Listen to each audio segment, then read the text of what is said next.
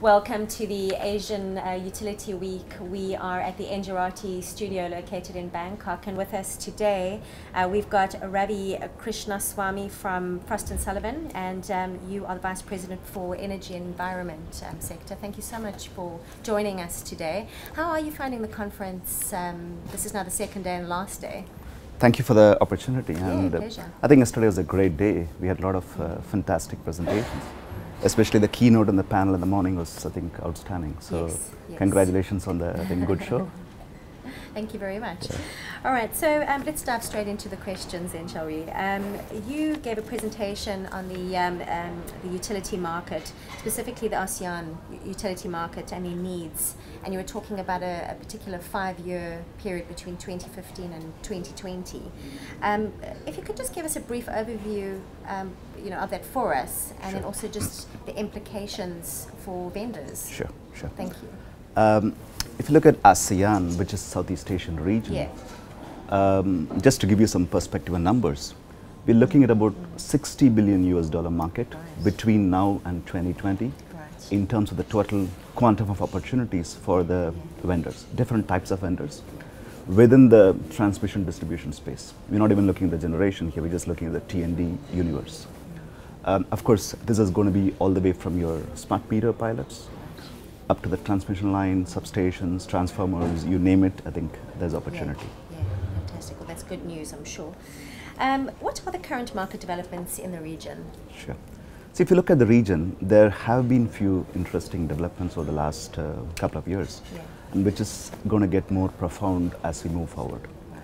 I would say number one is the whole recognition of renewable energy and distributed generation, basically the clean energy, and how utilities have started including it in their plans, right? Even all the way from countries like Singapore, which is small in size, to countries like Laos, Myanmar. I think everybody is talking about renewable.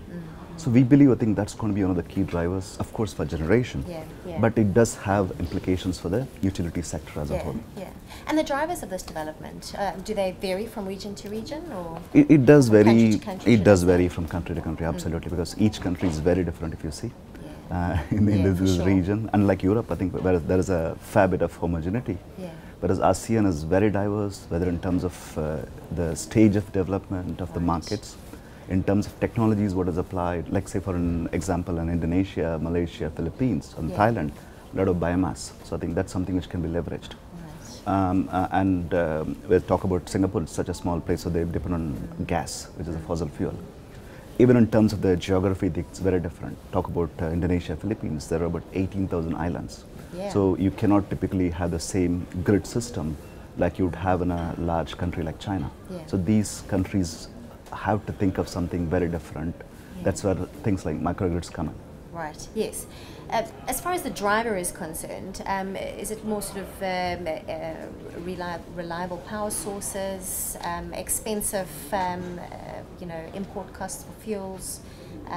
Would those be some of the main drivers? Absolutely, yes. If you ask me, maybe there are 3 big drivers.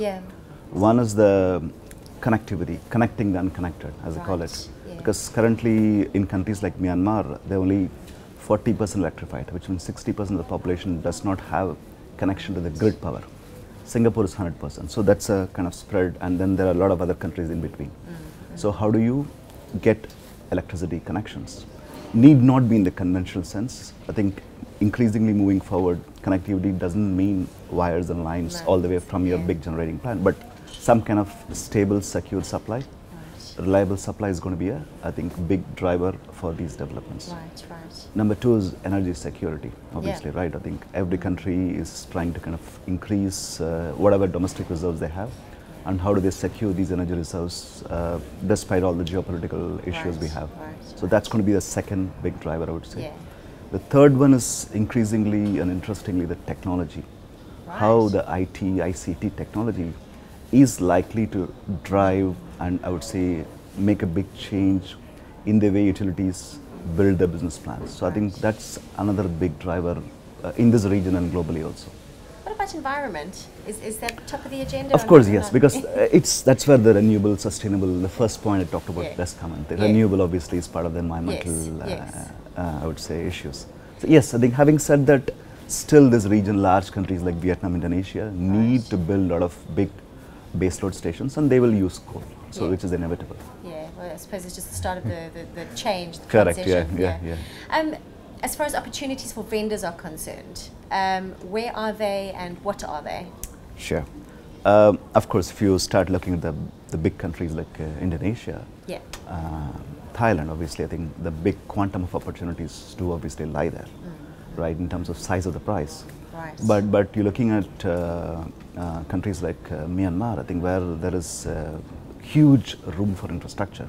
Right. So I think that's obviously the next frontier.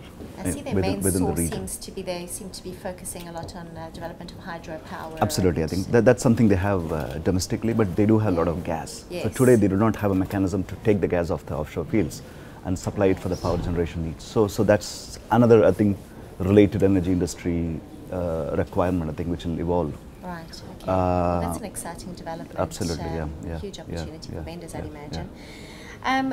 With regards to challenges, what are these? Maybe if we could start off with this region first. Sure.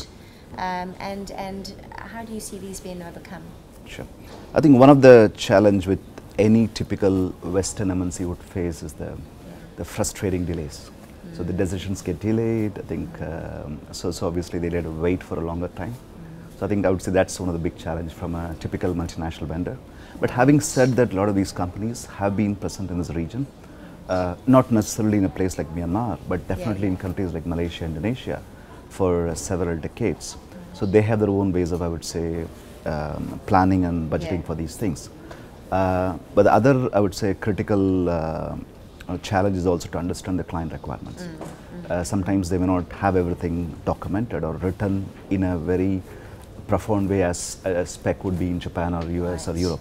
So you, obviously the companies need to be able to work with the clients, understand the requirements, and then I would say obviously work around that. Yeah, I'd imagine also perhaps maybe quite a cultural difference, from country to country as well. So important to do your homework before you approach any of these areas.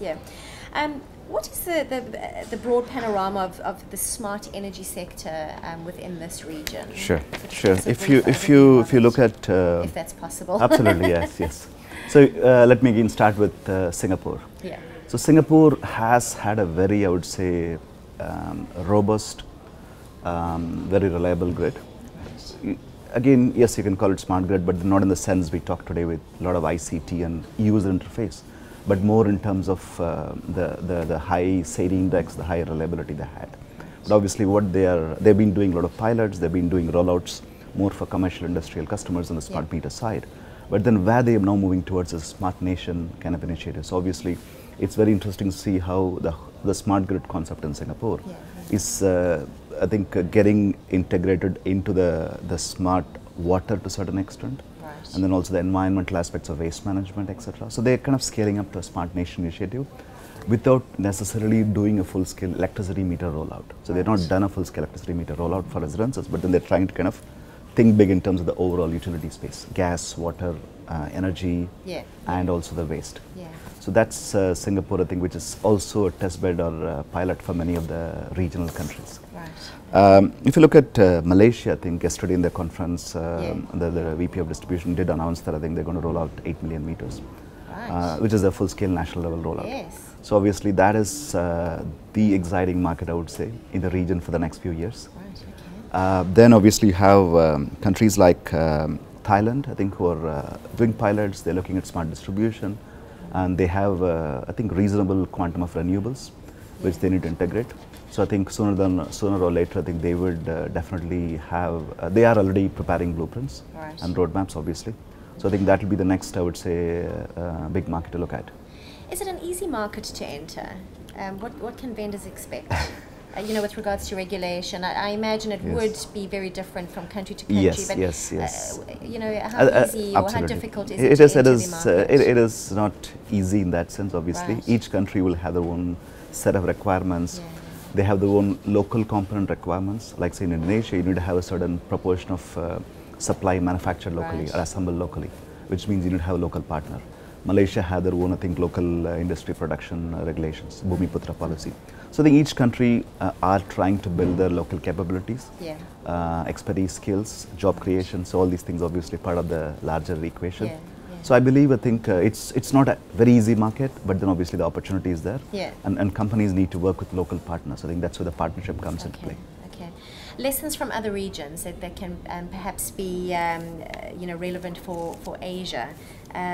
Could you give us an indication of that? Sure. I think, again, like I said, I think each region is very different. So obviously, you cannot apply what works in one region. No, sure.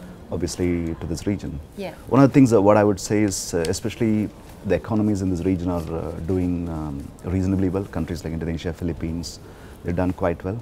Right. So countries should use this opportunity to basically restructure, reform, and start looking at forward-looking, I would say, plans.